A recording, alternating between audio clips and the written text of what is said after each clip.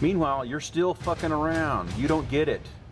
You're gonna have to be a man, buckle down, take care of your family, take care of your wife, do what you need to do, get financial security.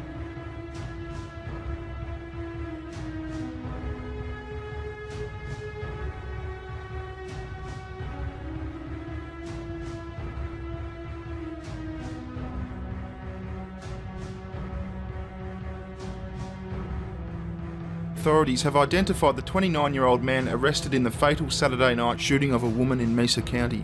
Alexander Kolpakov of Clifton is being held at the county's jail on suspicion of second-degree murder. Tonka, if you're listening, now you're probably a lost cause, but I'll give you the same talk I gave Russian Deadpool. You need to get off your ass, straighten your ass out, and quit being such a big pain in the ass to everyone around you. Motherfucker was fighting to get us paid because of shitheads like you who cancel fucking fights! Now, you can keep fucking around, but something pretty bad will probably end up happening to you, just like Russian Deadpool.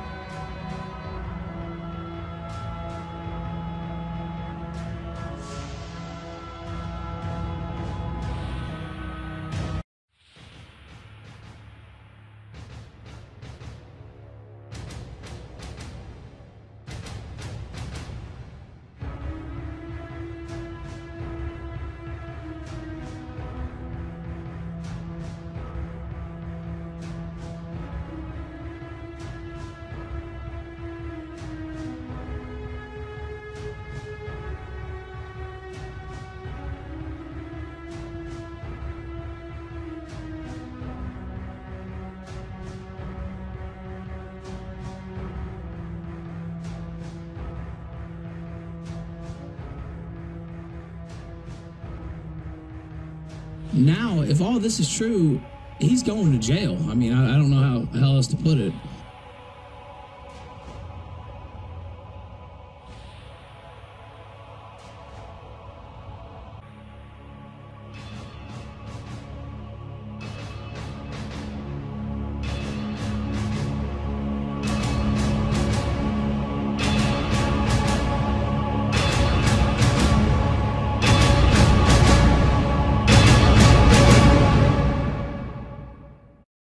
Well, folks, if there's anything that we can take away from this whole Tonka Saw debacle, it's maybe that there's a little bit of lesson to be learned here. Look, there are 7 billion people on this planet. 99.99% of those people you're never even going to lay eyes on. The people that you choose to involve in your life are an exceptional rarity. So why in the world you would involve someone in your life who lacks integrity, it's just beyond me. So that's what I think the lesson is to be learned here, folks, is before you involve someone in your life, take a good look at their integrity. Not how good looking they are, not how funny they are, not how fun they are to be around. Because you've got to understand, pathological lying sociopaths like Tonka hurt the people the closest to them the most. Just look what happened to the person closest to Russian Deadpool. So what we do wrong is we look for that instant gratification. When Tonka came into popularity, all the click whores came running. All the people that seem to just gravitate to where the hot views are. Failure, AP and Ghastly, Cognitive Thought, Sinatra Says. So I think all the parties that came flocking to Tonka Saw when he first came popular, they need to own up to that part of their involvement in feeding the shit pile. And speaking of people owning up to being involved in this shit pile, I've got to address the people involved in this fight. The people who helped organize this fight, the people who made plans, hotel reservations, the people who bought pay-per-views. All I gotta say is, what the fuck were you thinking? You guys knew this guy was extremely untrustworthy. Failure himself now admits that he knew that Tonka was a pathological liar. You guys had the exact same information about Tonka that I did, and more. Yet the same Tonka that I wouldn't trust with 2 dimes. You trusted him without a contingency plan to make sure he had skin in the game at least 30 days before this event. You trusted that he would take care of this shit in the last minute, this pathological liar. And you banked on that. You flew all the way from Iceland. You know, you guys are like the guy who left his bike unlocked in a bad neighborhood for 2 days, and now he's mad at the thief. I would just like to suggest to you guys, as you're lashing out at Tonka, to maybe take a little bit of a peek in the mirror. Yeah, so as far as any Tonka made me look like an idiot, nah, it's more like he brought out the idiot that was in you. Now, even though I've called Tonka a pathologically lying sociopath, I'm certainly not a psychologist, so I can't really make that call. But I'll tell you what, let's play along at home. That way everyone can have their own opinion. Now, this is published from the Mayo Clinic about antisocial personality disorder, which is kind of the modern, softened version of being a sociopath. So I want everyone to think about all that Tonka is and see if you think maybe we have a match here. Antisocial personality disorder, sometimes called sociopathy, is a mental condition in which a person consistently shows no regard for right and wrong and ignores the rights and feelings of others. People with antisocial personality disorder tend to antagonize, manipulate, or treat others harshly or with callous indifference. They show no guilt or remorse for their behavior. Individuals with antisocial personality disorder often violate the law, become criminals, they may lie, they behave violently or impulsively, and have problems with drug and alcohol use. Because of these characteristics, people with this disorder typically can't fulfill responsibilities related to work, family, or school. Here's a list of the symptoms. Antisocial personality disorder signs and symptoms may include disregard for right and wrong, persistent lying or deceit to exploit others, being callous, cynical, and disrespectful of others, using charm or wit to manipulate others for personal gain or personal pleasure, arrogance, a sense of superiority, and being extremely opinionated, recurring problems with the law including criminal behavior, repeatedly violating the rights of others through intimidation and dishonesty, impulsiveness or failure to plan ahead, hostility, significant irritability, agitation, aggression, or violence, lack of empathy for others, and lack of remorse about harming others, unnecessary risk-taking or dangerous behavior with no regard for the safety of self or others, poor or abusive relationships, failure to consider the negative consequences of behavior or learn from them, being consistently irresponsible and repeatedly failing to fulfill work or financial obligations. Now, folks, I'm not a psychologist, but I'm telling you what, from where I'm standing, it looks like we have a full-fledged sociopath here. Now, as Tonka started coming around the scene about this time last year, I was noticing him, and I was also noticing all the real-life claims that he was making about himself, and it all just seemed too familiar. I don't actually care about YouTube subs. You don't understand. I do real life. I've accomplished more in the first 20 years of my fucking life than you've done in your 30. What have I done? Everything I've ever set forth to be a goal. I wanted to be a wrestler, became a wrestler. Wanted to be a fighter, became a fighter. Wanted to be on radio, I was on radio. Wanted to be oh, what was that? What was that? Okay, well, I wanted to be in a movie. I was in a movie. Okay, I want to do things. I do things. To be on TV's free, son. I've been on TV plenty of times. Anybody can do that. Yeah. Okay, so here we have, folks. Now let's go over everything now. We have a guy who's been a career wrestler, a legit MMA fighter. He's been on radio, TV. He has multiple businesses. Has nothing better to do all day than to live stream for 6 hours. So yeah, we had heard this all before with Russian Deadpool. And his inability to ever shut up about his real life. And how he lied about his military service, his martial arts credentials, and his security job. Tonka was lying about his wrestling career.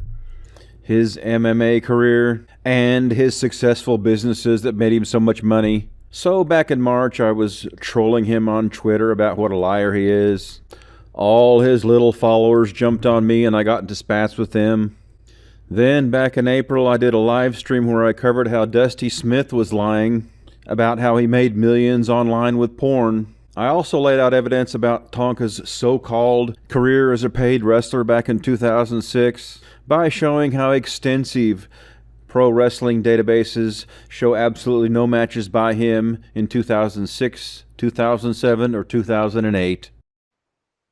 He tried to say that he was a paid wrestler on a circuit, that it was his job, that he got paid, and he's making money, maybe just enough to keep the lights on, who knows. But here he is talking about it, and we're going to get into that and see if he's telling the truth on his wrestling career. For me, at around 2006, it became a job. And that was why I couldn't watch it all the He said in 2006, wrestling became his job, okay? Time, every week anymore. And I would record it on a freaking VHS still because I was still doing that. And I would watch it when I got back every week because I would wrestle 4 days a week.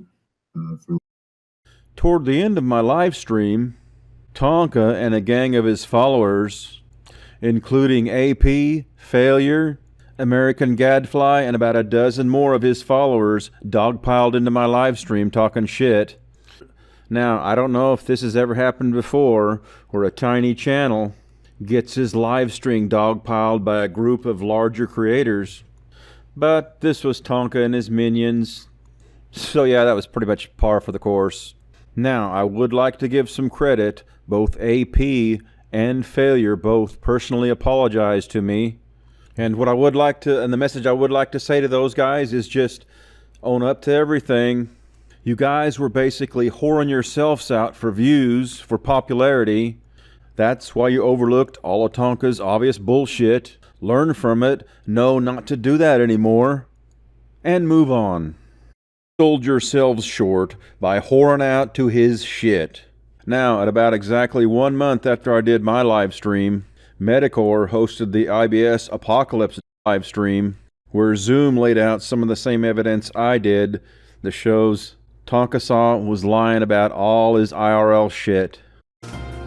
Now this is his career database, and before 2006, 2007, 2008, 2009, all the way up to October, shows absolutely no matches. And this is a very thorough database, extensive database. Let me show you.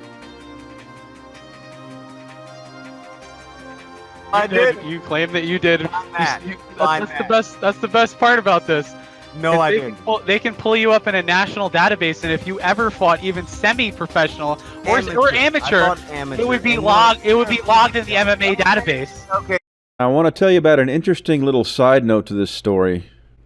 In Tonka's big facade, he was LARPing as this Native American, former paid career pro wrestler in Southern wrestling. So out of all the people in the whole world, one person who actually was what Tonka was LARPing as is a wrestler by the name of Pat Rose. Now, Pat was an actual career successful wrestler during the 80s and early 90s. He's actually full-blooded Native American. He was involved in Southern wrestling. He's from Tennessee. He wrestled throughout the South. He had a contract with TBS for TV wrestling. He's shown here wrestling Ric Flair. Rose back on his feet once again. Ric Flair, the world champion. Caught in the midsection, caught on the side of the jaw by Rose. Rose beginning to really move on Flair now. And Rose, who feels he's taken a lot, suddenly coming back and beginning to dish it out.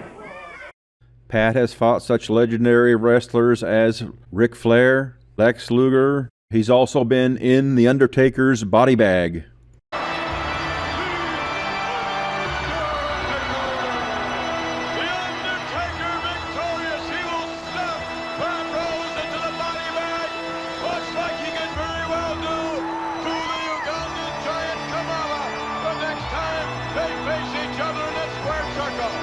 But here's the thing, folks.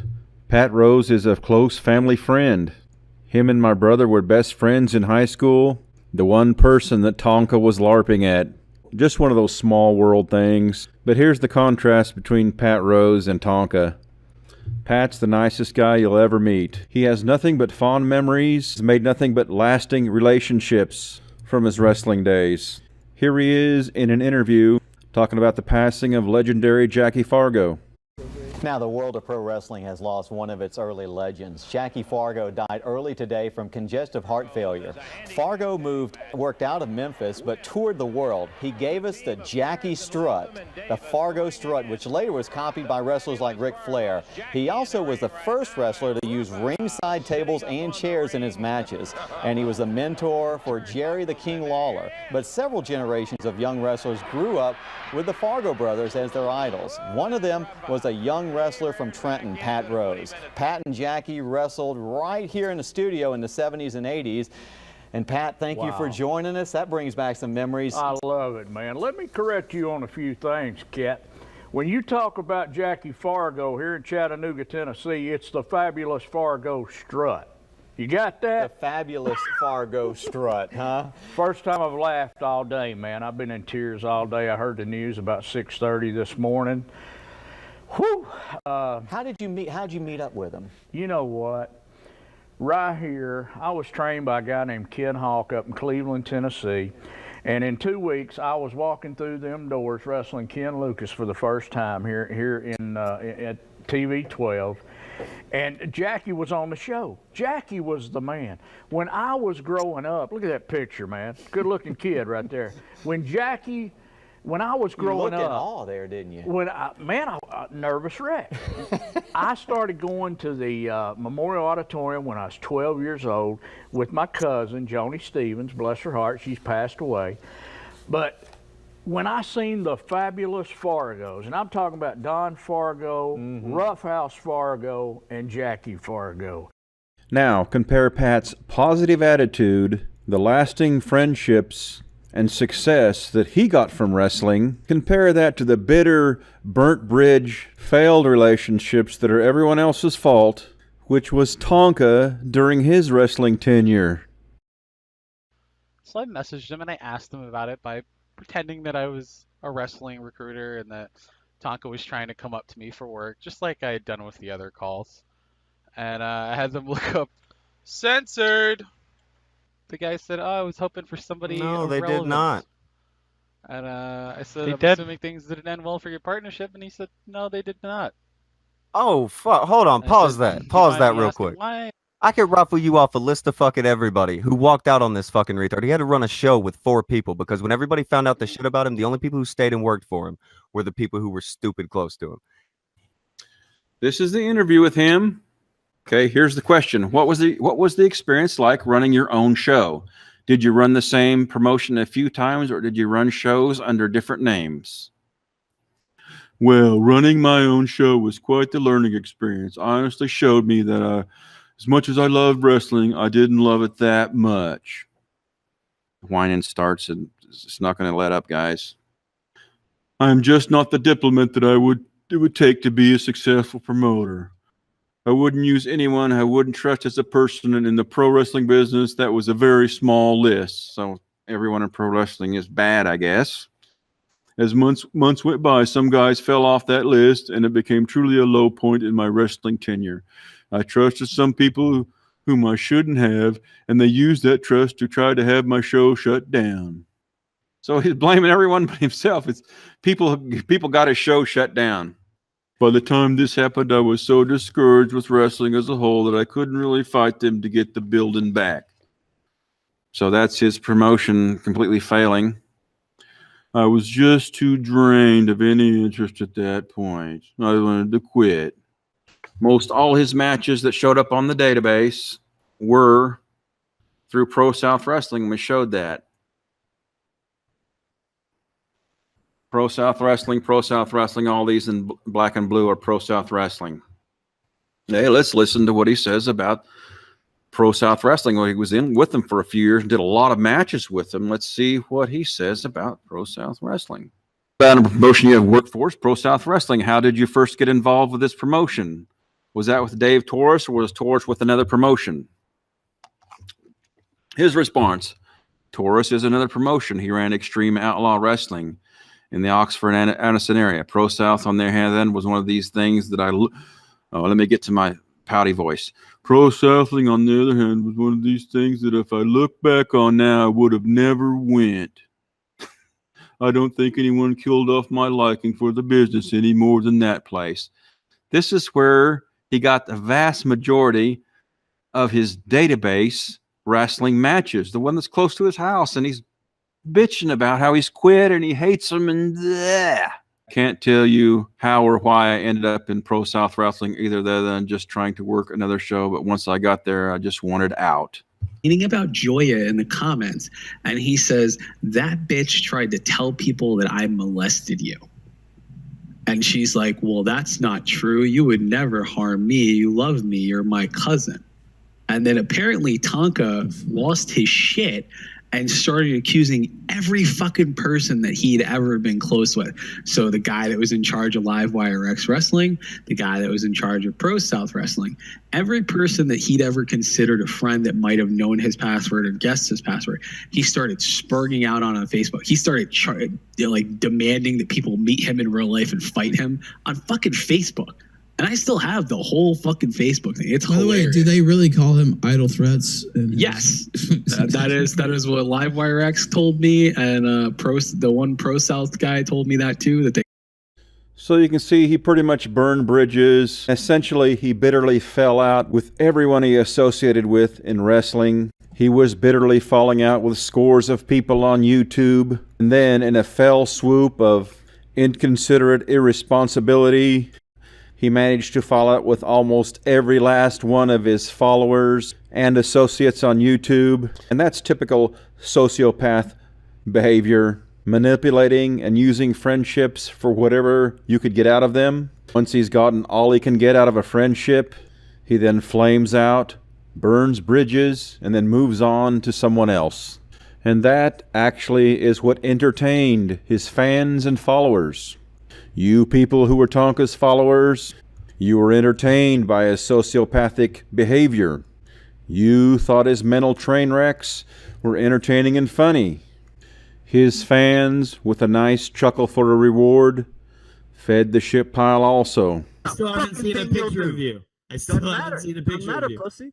I told you, let me 6'2", 185 pounds is what you're doing. Face. I will fuck your face. You'll know exactly who I am when I'm standing in front of you. You'll know exactly who the fuck I am. Don't worry. I don't know who you are. Now, let me see your face. You'll know. You'll know.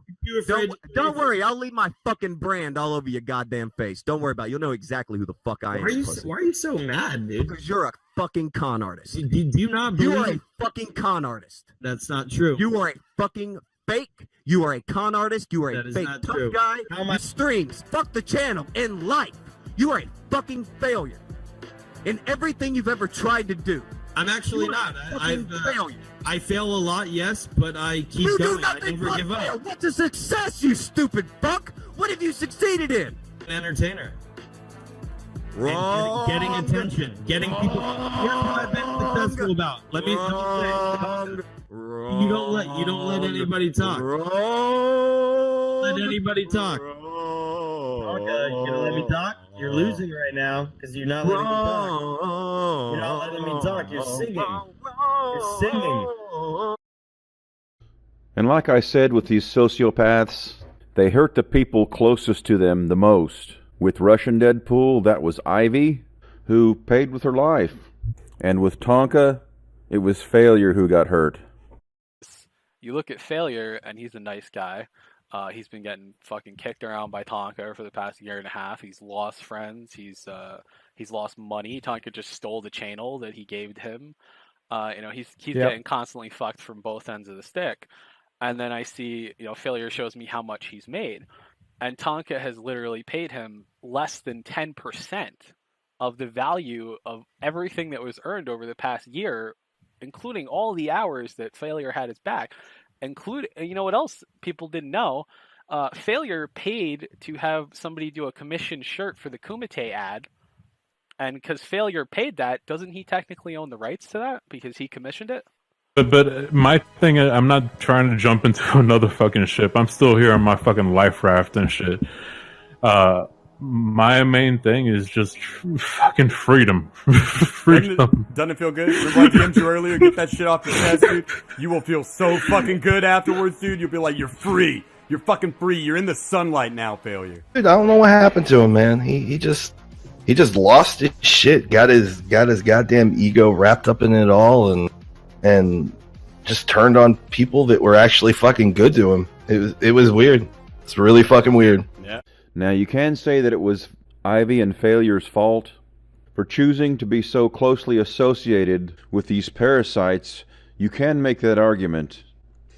But the point here is that these sociopaths, they hurt the people closest to them the most. So naturally, the best place to be is as far away from these motherfuckers as you can possibly get. So that's the flaming shit pile that was Tonka. The psycho that checks off each and every box for being a sociopath, disregards others, lying and deceitful, callous, cynical and disrespectful, manipulative, arrogant, extremely opinionated, criminal behavior, violating the rights of others with intimidation and dishonesty, failure to plan ahead and meet your obligation, hostility, aggression, threats of violence, lack of empathy and remorse, poor and abusive relationships, irresponsible and unable to fill obligations. Tonka saw as textbook sociopath. So that's a lesson here, folks. Look out for these sociopaths. Avoid them at all costs. And if you don't spot them, I'll be keeping an eye open, an eyebrow raised, and I'll let you know when the motherfuckers get here.